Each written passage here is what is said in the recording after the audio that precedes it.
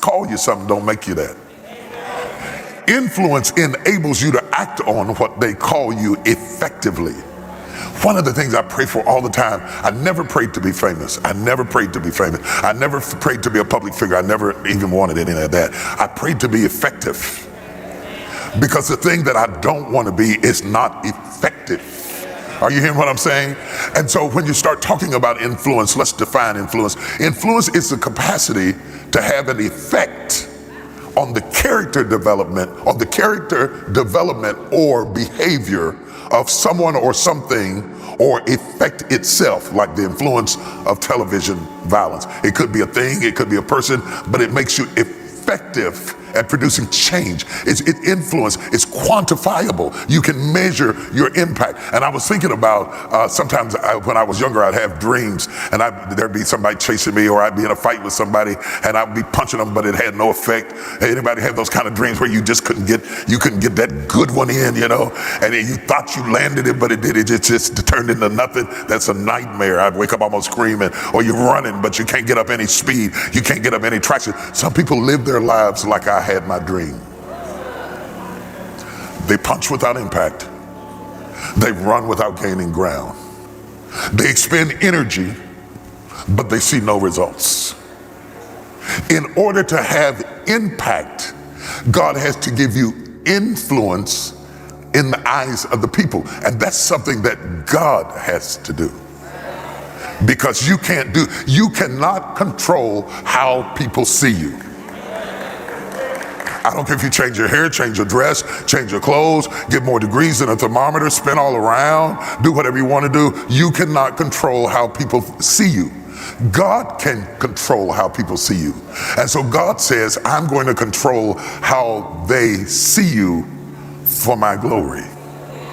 Now, I'm not going to change how the whole world sees you, but I'm going to give you influence in proportion to the authority that I've given you. So this message is a one-size-fits-all message. It will work whether you're the governor or the president or a papa and you just want to influence your son, or a wife and you just want to influence your husband. Whatever you have dominion over, you want to have influence. Is my living in vain? Basically, that's what they're saying. Is my living in vain? When I walk into the room, does it change? Influence, the ability to walk into the room and affect atmosphere, the ability to speak to somebody and influence their behavior or how they respond gives me impact. If I didn't think that I had influence, I couldn't teach tonight. Now, if you watch carefully at Bible teachers and preachers, a lot of people standing up here don't necessarily enjoy the benefit of influence, sometimes because they don't believe that they have effect. Okay, let's go deeper with this. Influence is potency. How potent are you? How potent are you? If you are impotent, it doesn't mean that you've been castrated. So to be impotent doesn't mean that you don't have all the equipment. It just means that it's not potent. How many things in your life are you doing without potency? Which brings you down to number one, should I be doing it? I could love something that I'm not effective at.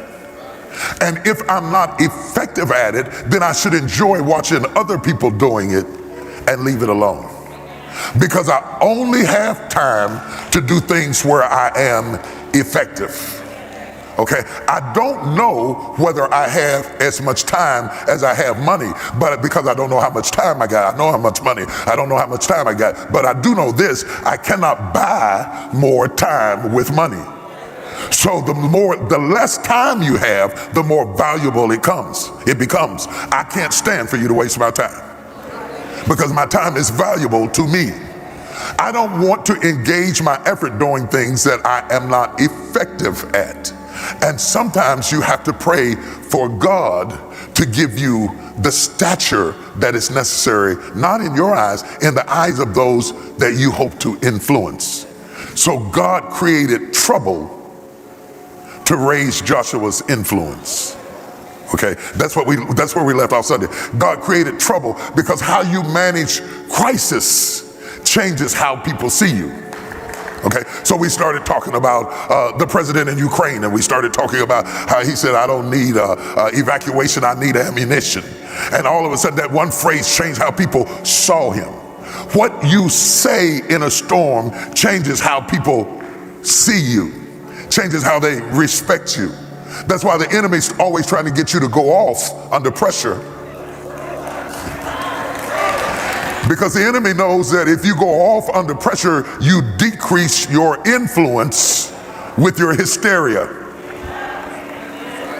If you want to be strong, under pressure, then you gain influence under pressure. And in order to be strong, there are certain things that you need to know. You need to know that you are doing what you were created to do, even if it's not a big thing. Even if it's not a great thing to other people, it only matters to the people that it matters to, and it shouldn't matter to you what outside people think about inside influence. The reason we have so much misery in the world today is that because social media tempts you to try to get outside people to form an opinion about your inside ability. And all of a sudden, if they don't like the post, you want to take it down. Or if they say something weird, you want to freak out about it. But in reality, I'm letting you observe something that is frankly none of your business. You understand? So your opinion doesn't really matter to me. If I don't have any authority with you, then it's just an opinion. And opinions are common. Everybody's got one. Everybody's got one. And when you bring yourself down to the point that you allow people to make you come off the wall that God has assigned you on because of somebody's opinion who is not assigned to you, then you give up your influence over the people you have influence with because of somebody that doesn't even matter one way or the other. It doesn't even make any sense. Are you hearing what I'm saying? So it's not enough for God to raise your influence in the eyes of external people if you're leaking internally. Oh yeah, we're about to go there. We're about to go there. We're about to get down into the depths of it. We're about to get down into the depths of why Paul prayed in Ephesians that the eyes of your understanding being enlightened, that you might know. You have to know. It's not enough for them to know if you don't know what is the hope of your calling. So in order for me to have influence, it starts in me. I cannot convince outside people to believe something about me that I don't believe about myself. That will make you an imposter.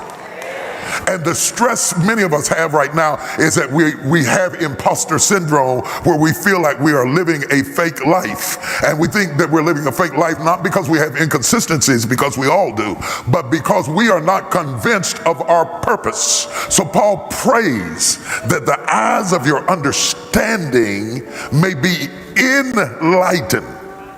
Okay, you can't be an external light if you don't have internal light.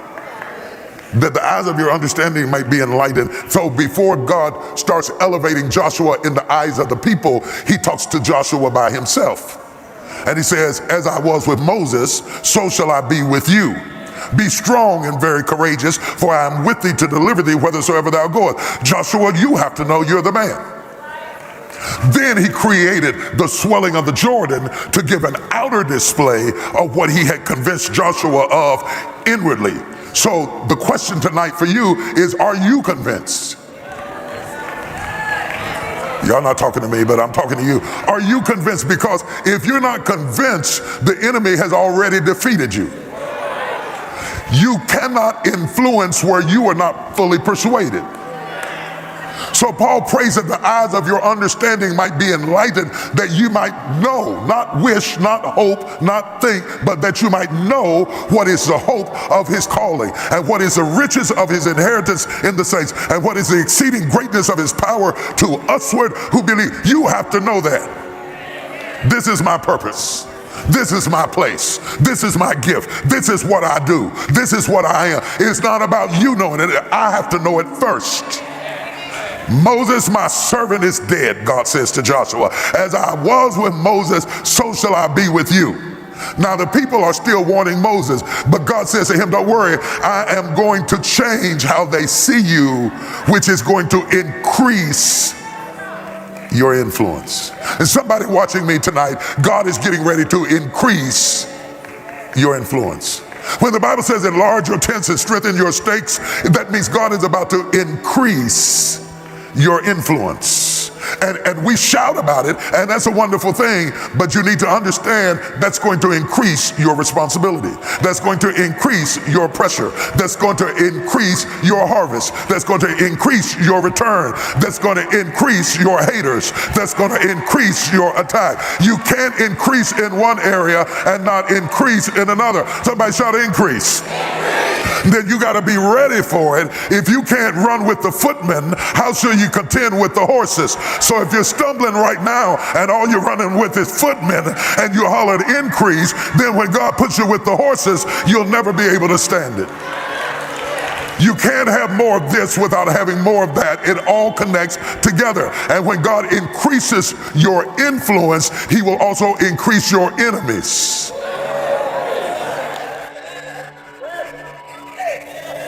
So how do you thrive in an environment of conflict? God has increased Joshua's influence with his people, but he has also increased Joshua's enemies. The Hittites, the Jebusites, the Gerishites, the Canaanites are riding around on chariots on top of the wall. Why? Because Joshua's having an increase. Yeah, who am I talking to tonight? Anytime God gives you increase, you will look out and you'll see barriers and restrictions that you never saw before. You'll see what was a creek turn into a river and overflow its banks and flood, because you're on the verge of stepping into another level of influence. And when you're on the verge of stepping into another level of influence, there will be certain floods that come in your life, and you have to be prepared to deal with the flood so that you can get to the harvest. Are you hearing what I'm saying? So why is influence the currency of impact and purpose? You can't, if this water is just water, but if I put Kool-Aid in it, I will influence it. Okay? It will never be water again.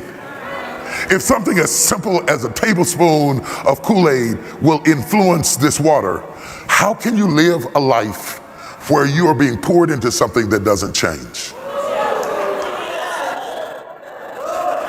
Somebody ought to miss you. Somebody ought to call you. Somebody ought to see about you. Somebody ought to think, oh, if you were here, my life would be better. Influence is not just about you. It is about your ability to affect the behavior of those around you. Come on. The day you walk in a room and they don't look up, you've lost influence. The day you walk in the room, they keep on reading a book, you've lost influence. I don't care whether it's your kids, your wife, your husband. You need to measure influence. How did I change what I was exposed to? And the reason we get frustrated sometimes is that days go by which we can't get back again. Weeks go by which we can't get back. Months go by which we can't get back. And we cannot see our impact on those that matter most around us. I'm telling you. But I say that's real.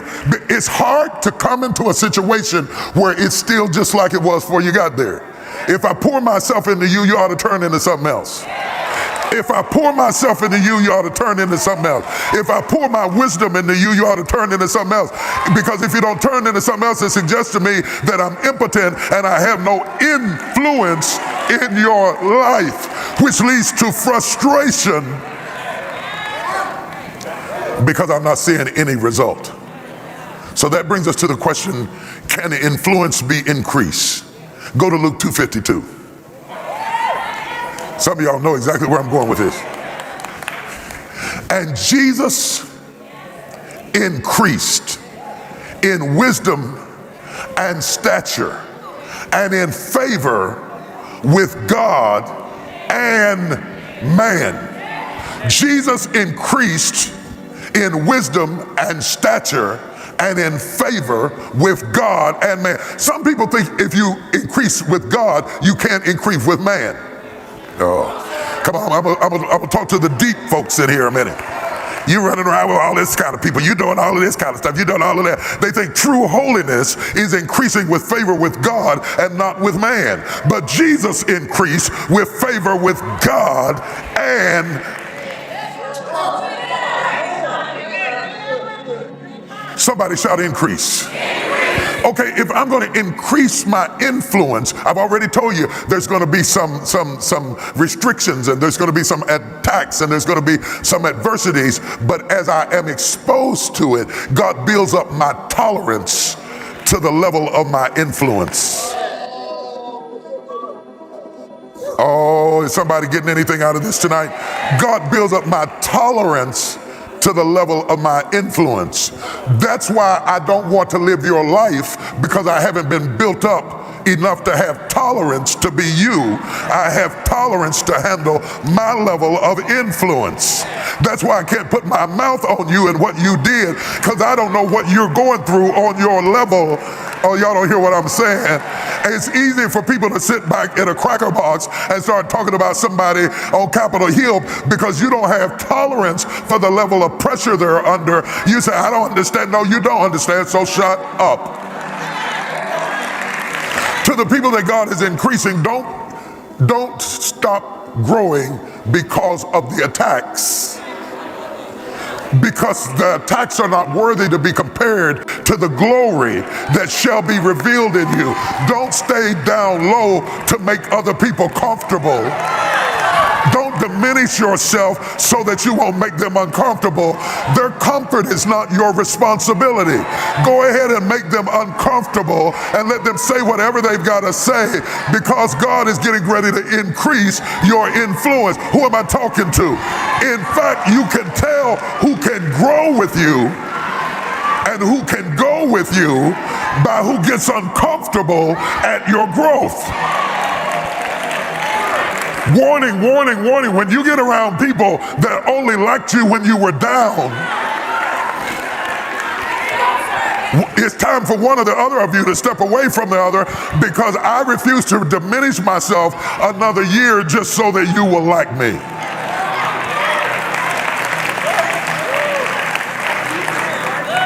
Because I'm feeding. The reason I'm at Bible class tonight is because I'm feeding something.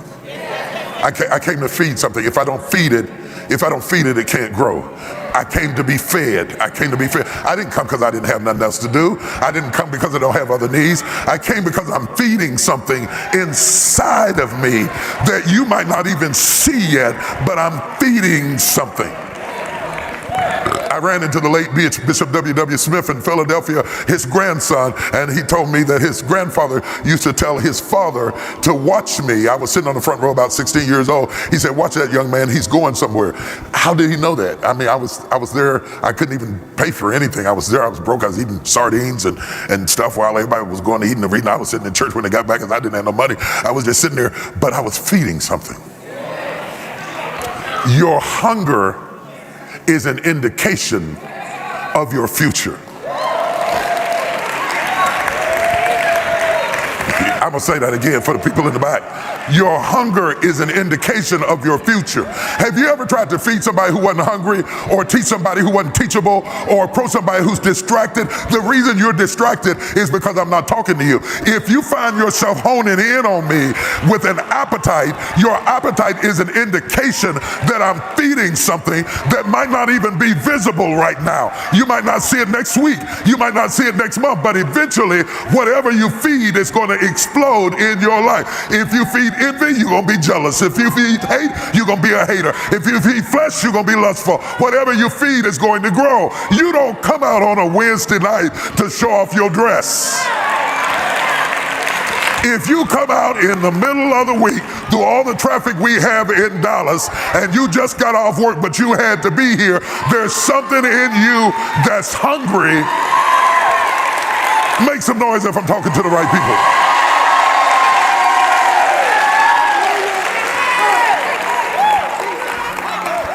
God's getting ready to increase your influence. So we're getting insight on how to manage influence. We know, if you heard Sunday, influence and affluence are not the same thing. A lot of people are affluent, but they don't have influence. A lot of people have influence and they're not affluent. Those are two different things. Affluent means that you can be in the upper echelon of society, but not necessarily have the ability to change other people's behavior and decisions. That's influence. You can't write a check for that. Affluence can put you in a nice neighborhood. Influence can change the neighborhood. I'm gonna keep on teaching it till you get it, till you get it, till you get it, till you get it, till you get it. Sometimes when you have influence, God puts you in a situation to change it into something other than what it is. So stop complaining about what it is. That's why God sent you there, to change it what it is, because you have influence. And if I don't influence you, maybe you're not mine.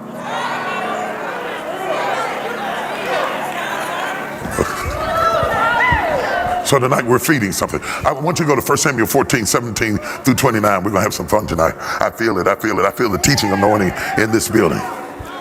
Now this is a moment that Jonathan has separated away from Saul and gone on this attack mode with just his armor bearer in the middle of the night, while the rest of the army is someplace else resting with his father. He goes out to battle. Then said Saul unto the people that were with him, number now and see who is gone from us. Because the reason Saul is saying this is because they hear this ruckus going on and they don't know where it's coming from. And when they had numbered, behold, Jonathan and his armor bearer were not there. And Saul said unto Ahiah, bring hither the ark of God, for the ark of God was at that time with the children of Israel. Bring the presence of God, because my son is gone. And it came to pass, while Saul talked unto the priest, that the noise that was in the host of the Philistines went on and increased. It kept getting louder and louder and louder. It's just two guys over there raising all this cane. Okay, it's two guys have set the whole thing off, woke everybody up, and they're all in disarray. And Saul said unto the priest, withdraw thine hand. And Saul and all the people that were with him assembled themselves, and they came to the battle. And behold, every man's sword was against his fellow, and there was a very great discomfiture. Okay, keep going. Moreover, the Hebrews that were with the Philistines, watch this. Now this line right here is what I want you to zone in. The Saul is a Hebrew. He's fighting against the Philistines, but they're saying there are some Hebrews that have joined the Philistinian army. But when Saul comes over and starts to wage war, as Jonathan has led them into the battle, some of those Hebrews that were with the Philistines before that time, which went up with them into the camp from the country round about, even they also turned to be with the Israelites that were with Saul and Jonathan. Okay, wait right there for a minute. Okay, I want you to understand this real good. They're fighting the Philistines, but in the Philistinian army are some turncoat Hebrews who have joined up with the other side. But when Jonathan starts fighting with them and they see the glory of God fall on Jonathan and the armor bearer, they switch sides and return back to the other side. I know y'all don't hear what I'm saying. God's getting ready to make some people turn around. They've been turncoats, they've switched over, but when they see the glory of God's favor resting on your life, they're going to come back. And if they come back, then God has increased your influence. So the reason you had to strengthen your cores and lengthen your stakes may be for the return of people that betrayed you. Wait a minute. Are you big enough? Are you big enough person to let them grow enough? Y'all don't hear what I'm saying. So that God can enlarge your territory. He may enlarge your territory with people that hurt you. Stay with me. He may enlarge your territory with people that you are afraid to trust. And he may even enlarge your territory with people that you don't like anymore.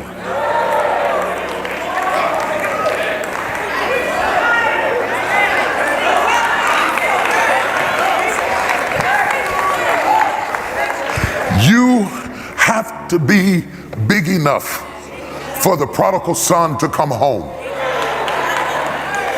even though he spent your money in riotous living with prostitutes and broke your heart and left you laying in the bed crying for a long time, when he comes back, instead of you telling him, oh, I don't know where you're going, but you ain't coming back up in here, you should have appreciated me when you had the chance. You have to be big enough to run out to meet him and kiss him and kill the fatted calf. Can you throw a party for somebody who broke your heart? Oh, I don't know if I got anybody online. I don't know if I got anybody in this room. I'm just teaching the word of God. Likewise, all the men of Israel which had hid themselves in Mount Ephraim, when they heard that the Philistines fled, even they also followed hard after them in the battle. So the Lord saved Israel that day, and the battle passed over unto Bethaven. And the men of Israel were distressed that day, for Saul had adjured the people, saying, cursed be the man that eateth any food until evening. That's what Saul had said, that I may be avenged of mine enemies. So can't nobody eat nothing until I'm avenged of my enemies. So none of the people tasted any food, come on. And all they of the land came to a wood, and there was honey upon the ground. And when the people were come into the woods, can you imagine this? See this for a minute. They're in the woods. They have driven away the enemy. They're exhausted from their battle, but they can't eat because there has been a decree made that they can't eat. And when the people were coming to the woods, behold, the honey was dropping down off the leaves and off the branches and just falling down up under their feet and on their toes and all around, and all the bushes were covered with honey. But no man put his hand to his mouth. No man put his hand to his mouth, for the people feared the oath that Saul had made. But Jonathan heard not when his father charged the people with the oath. Wherefore he put forth the end of the rod that was in his hand, and dipped it in a honeycomb, and put his hand to his mouth, and his eyes were enlightened. Good God. Can you see that? Jonathan is renewed where other people are depleted, because he put his rod into a honeycomb and put it into his mouth, and his eyes were enlightened. You can't have a clear vision with an empty stomach. That's why you had to be here tonight, because God is clearing your vision, because God is allowing you to be fed on the level of where he's getting ready to take you up to.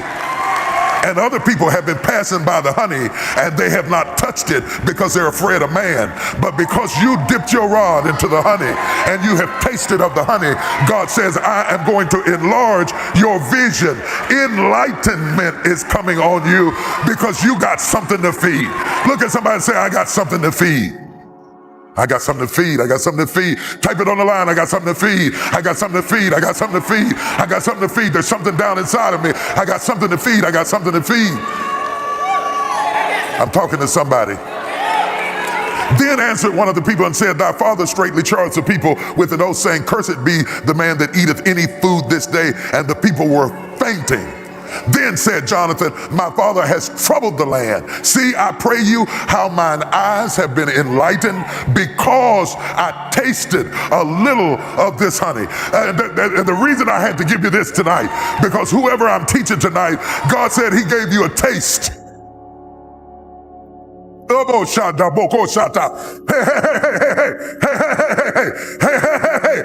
said he gave you a taste of what's next yet. Who am I talking to tonight? Glory to God. He gave you a taste. He exposed you to something that's about to erupt in your life, and it changed the way you see things, and it changed the way you see yourself, and it changed the way you see your circumstance. Look at your neighbor and say, I got a taste of it. I can't go back to being who I used to be, because I got a taste of it. I can't act like I used to act, because I got a taste of it. Devil, you should have killed me before I got a taste of the honey. Just a little taste of the honey has changed the way I see the world.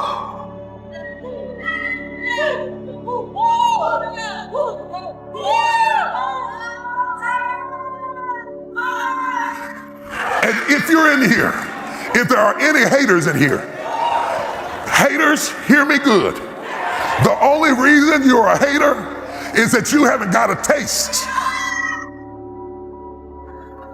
And when you don't have a taste of it, you condemn what you haven't tasted. That's why the Bible said, oh, taste and see that the Lord is good. Blessed is the man that trusteth in him. I can't consume him, but I can get a little taste. And if I get a little taste of him,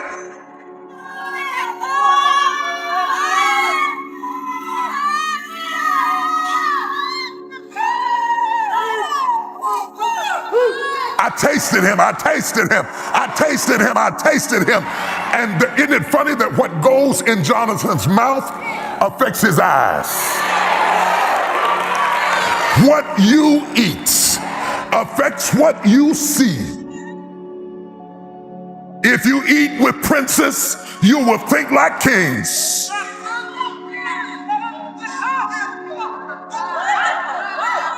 You cannot fly with eagles and eat with chickens. Are you hearing what I'm saying to you? I don't know who this is, but the Lord said he's let you get a taste of it. And it's changed your whole life. It's changed your insights. It's changed your foresight. It's changed the way you see the world because you got a taste of it. Glory to God. Some of y'all moved here because you got a taste of it. You got a taste of something. And you said, all of a sudden, what I used to call church, I don't call church anymore because I got a taste of something.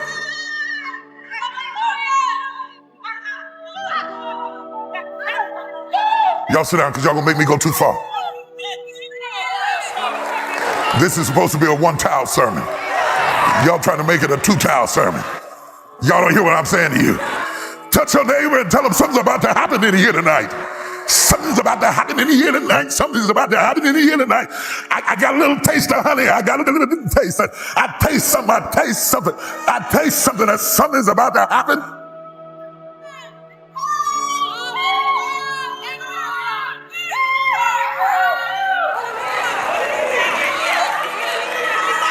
So listen, man, sit. So the increase of your influence must require the increase of your vulnerability. Because now God is sending back people who hurt you. This is a big point, and we're not going to gloss over this point.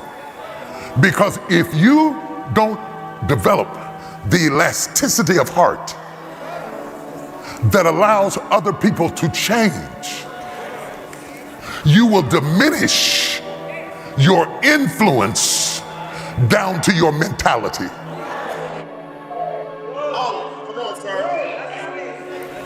Some people can't go because they can't grow. They are still stuck back. Oh no, I don't want you back. You turned on me. You was with the Philistines. You talked about me. I heard what you said about me. I don't trust you. I don't like you. Don't come near me. But God said, sometimes I'm going to enlarge you with people who betrayed you. Oh, I lost them on that, Jesus. They were shouting real good a minute ago.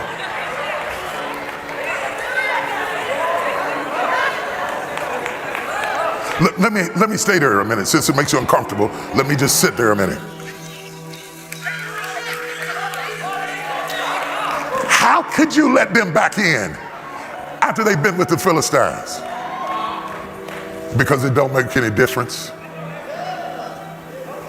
Whether they are with the Philistines or whether they are with me, it does not dilute or pollute who I am. And as soon as you realize that the changing of people doesn't change you, you will feel safe enough. You will be like Joseph, say, I know you meant it for evil, but it all worked out for my good. And so come on in here and get something to eat because I'm okay about it. It don't make any difference anyway. I know you threw me in a pit and told my father I was dead. I know you sold me to the Midianites for 20 pieces of silver, but I'm cool now. He didn't say that in the pit. He's now in the palace. He has learned that it didn't matter what they did. I got there anyway. And the reason you can let people in and out of your life, because whether they come or go doesn't change my destiny, but it does change my territory.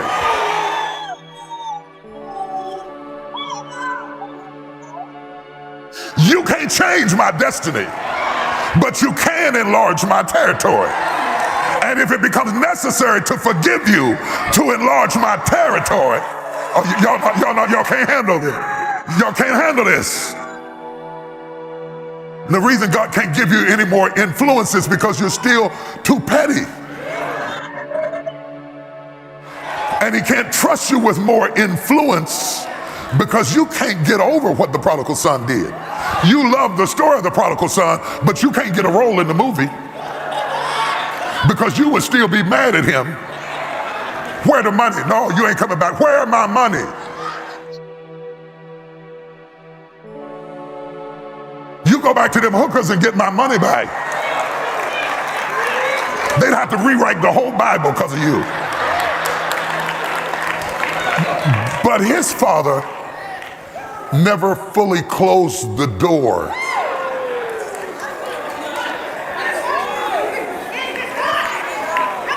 And ran out to meet the son that wanted his stuff more than he wanted his presence.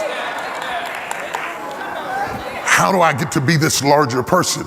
You have to feel safe. Can I go deep? You have to feel safe, and in order to feel safe, you have to realize that whether they're with the Philistines or with me, it didn't change my outcome.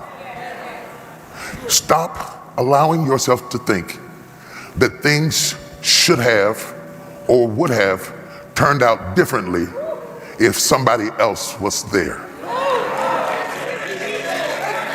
And accept that everything turned out just exactly the way it was supposed to develop me for where God is going to send me. So whether you come or go, I'm cool.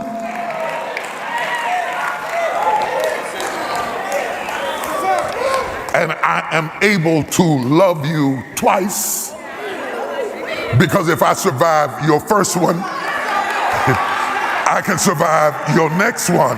See, this isn't about you. God is using you to grow me so that I will be strong enough to feel safe irrespective of your changes.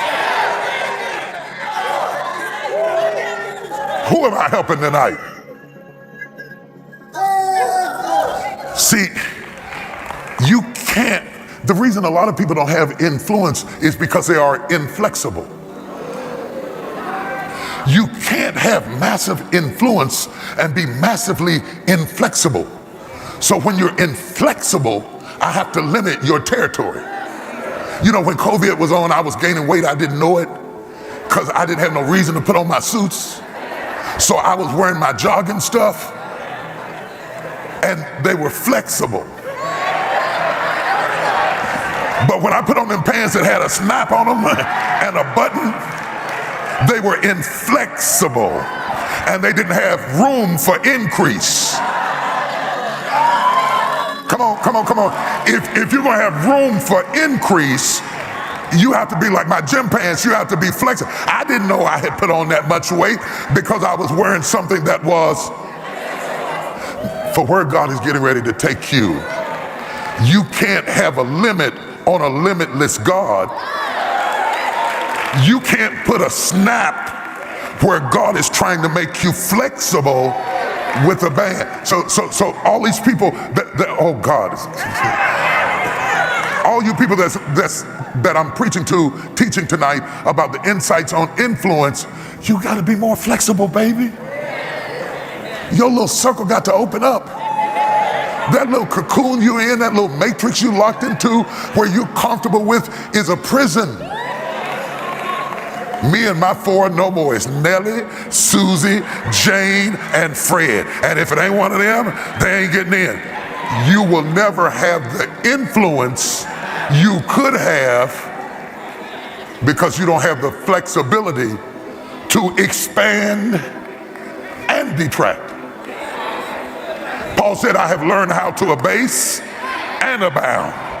I've learned how to have little, I've learned how to have much, and then he said, I've learned whatever state I'm in, therewith to be content, because none of those things move me from who I am. I liked me when I was in the storefront and my mama was behind the wall frying chicken. I didn't need you to come to like me. So when COVID came and all of y'all left, I could still do me because my me is not built on you. Oh, y'all ain't gonna talk to me. Y'all ain't gonna talk to me. Y'all ain't gonna talk to me. Influence. Now, let's go deeper. I got a little bit of time. No, this is what I'm gonna do. This is what I'm gonna do, even if I don't finish. This is what I'm gonna do. If you're online and you got a question and you wanna send it in, and it ain't crazy, I'm gonna answer a few questions about this influence. Now, when I get the question, I'm going to answer it, whether you text it from in the room or whether you text it from across the waters. I want you to understand that God is exposing you to a little taste of honey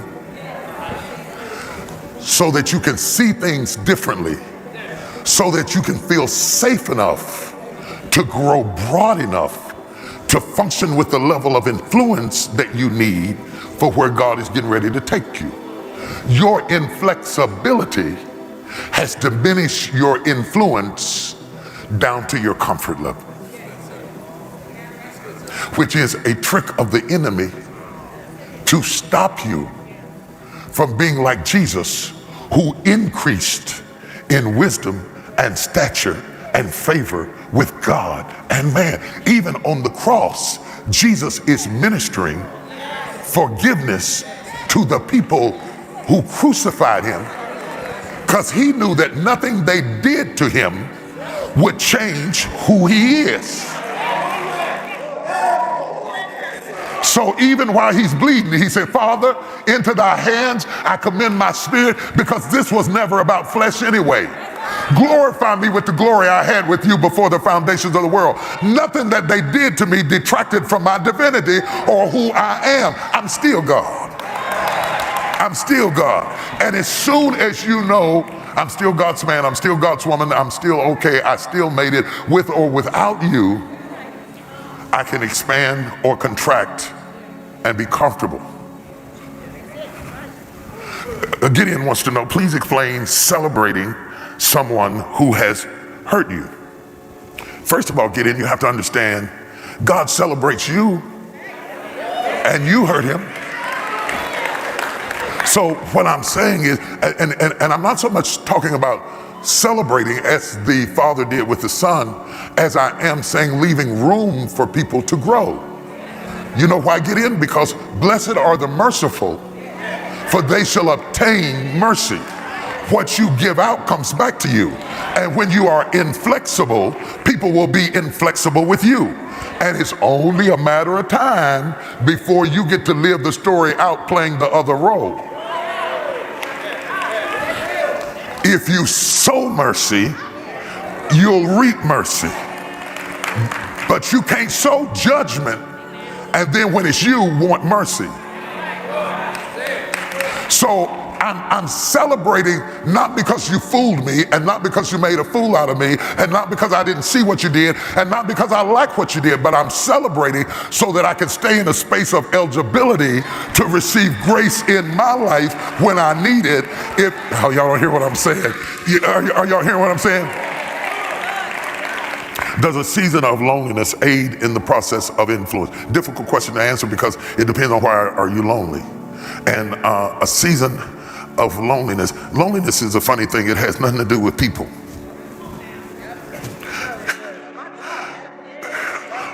This is the biggest misnomer about loneliness. Single people think, some single people think, if I only had a companion, I wouldn't be lonely. But you only think that because you're not married. If you talk to married people, they'll tell you that it is quite possible to be married and still be lonely. It is possible to be in a crowd of people and still be lonely. It is possible to have children and be lonely. But if your womb is barren, you think if I only had a child, I wouldn't be lonely. And the truth of the matter is, you can have a child and still be lonely. See, the goal isn't to change other people. The goal is God may have allowed you to go through a season of being by yourself so that you could find wholeness within yourself, so that when people come, you can want them and appreciate them, but not need them in order to feel whole. Because if you need them to be whole, then they become God in your life, and every idol that comes in your life, God will bring. Am I helping anybody? Sabrina asked me, how can you influence others when you are broken? Sabrina, sweetheart, let me tell you something. Everybody is broken in some way. The only reason you don't know it is that they either camouflage it well or don't choose to let you in. And the fact that you don't know it creates this isolation that says that somehow you are less than everybody else. When in truth, me not showing you my wounds doesn't mean that I don't have them. Are you hearing what I'm saying? So Jesus, thank you, Lord, thank you. You're so good. He just said, there's such an easier way to explain this. She says, how can you influence people when you're broken? He said, how did I influence people while I was bleeding? So he said, just go to the cross. Jesus influenced the whole world while he himself was bleeding.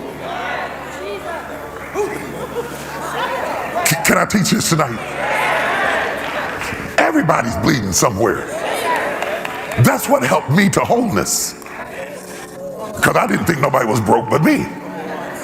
But the longer I ministered, I found out everybody a little bit crazy. Sometimes you have to marry him to find out what kind of crazy are you. It's like Baskin Robbins. I don't know whether you cherry nut or maple nut or which kind of peanut or chocolate nuts, but you some kind of nuts, and you all dressed up to cover it up, but you some kind of nut, which makes it okay for me. Am I telling the truth? So I'm gonna take one more. Cat David, is influence measured by character, or does character determine influence? That's a good question right there, Cat. Hats off to you, baby. Is influence measured by character, or does character determine influence? I'm going to answer you as honestly as I know how. I think that there are people who have influence who don't have character. I could give a lot of names. And I think that there are people who have great character who don't have influence. I believe, Kat, that influence is a result of purpose. That God gives you influence according to his purpose. Okay, let me prove it to you, Kat, because this is Bible class and I got to be able to have Bible to back me up. God gave influence to a hooker who had no character that we would call character at all. I would argue that she might have had character and didn't have morals, but that's a split hair point. We'll talk about that another day. But God gave her the ability to influence the destiny of Israel. Though she lacked character, she influenced the outcome of the whole narrative, but not because she was good, but according to God's purpose. God will use the jawbone of an ass to accomplish his purpose. God isn't using you because you gifted. God's using you because of his purpose. And there could be somebody more gifted sitting in the crowd, but God chose you according to his purpose. The Bible said, according to his purpose have he begotten us. God has a plan, and if it becomes necessary to execute his plan, he will use Jew or Gentile, saint or sinner. He will use somebody who's of good character or or somebody who is of no character. He will use a fool like Peter to preach on the day of Pentecost, even though Peter had denied him 3 times. But because there was something in Peter that God could use, God raised him up and used, or he could use Paul, who was a Christian killer, to write most of the New Testament because it fulfilled his purpose, because Peter had boldness, but he wasn't educated and couldn't write. Paul was educated and he could write, though he was such a boring preacher that a man fell out a window and broke his neck and died. God will use you according to your gifting to accomplish his purpose, because it's not about you, it's about his purpose. Somebody ought to give God a praise on that. Somebody ought to give God a praise on that.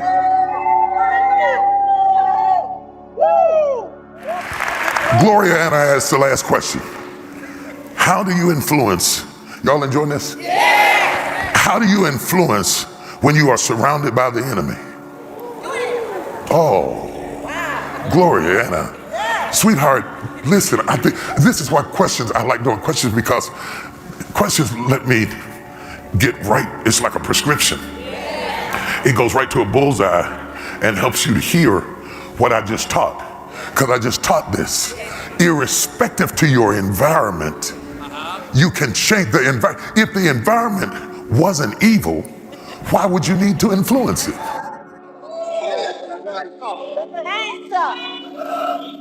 If everybody got saved, I wouldn't have a job.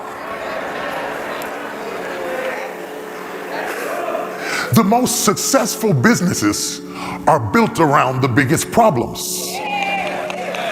The problem is what makes the business successful. So the truth of the matter is, Peter and John needed the lame man more than the lame man needed Peter and John. Because Peter and John could have went in the synagogue and preached and not been as effective as the lame man was when he came in walking and leaping and praising God. He upset the whole synagogue because they said, is not this the man that was laying at the gate called Beautiful? So the man, it looks like the lame man needed Peter, but the truth of the matter is Peter and John needed the lame man. He was the message for the service. He was a better message than anything. So you need evil around you so you can stand out good.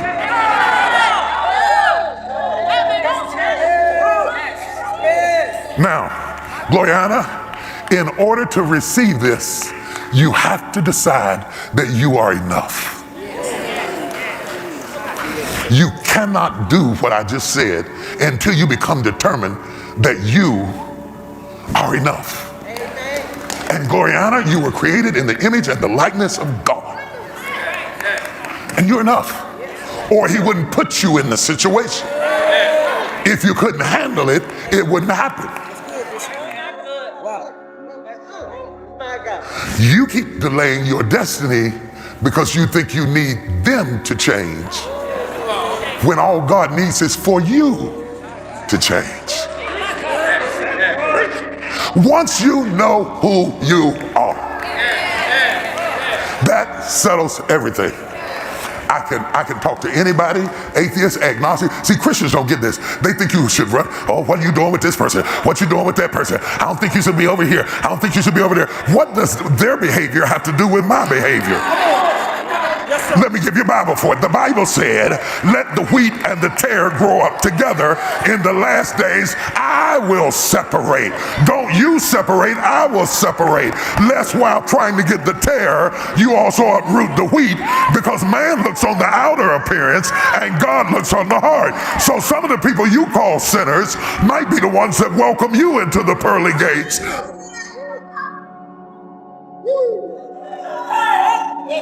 So I can talk to anybody, I can run with anybody, I can take pictures with anybody, I can shake hands with anybody, I can run around with anybody, because your choices don't affect my outcomes. They only affect yours. If we are the salt of the earth, how can we affect the earth if we stay in the shaker? Come on. You got to be able to be in it and not of it. We can take a fifth of Seagram's right now. Don't act like y'all don't know what sequence is. And you can drink the whole bottle and I won't be drunk. I can stand right beside you while you drink it and I won't be drunk off of what you drank. Your decisions don't affect my outcome. I'll switch it around because that ain't fair. I could drink the whole bottle and you wouldn't be drunk. That's right, that's right. Because my decisions don't affect your outcomes. They only affect mine. If I want to change my outcomes, I have to change my decisions. Not my clothes, not my hair, my decisions. Are you hearing what I'm saying? When you were born looking like your parents. When you die looking like your decisions. You're gonna die looking just like your decisions. Not your mama, not your daddy, your choices.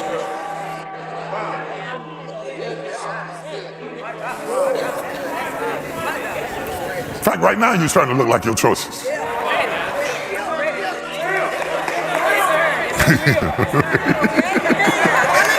I got all y'all thinking, all y'all got quiet on that, didn't you? Yeah, the whole church just went into a solemn assembly. Glory to God. You are where you are largely because of your choices. Well, it wasn't my fault. I didn't have support.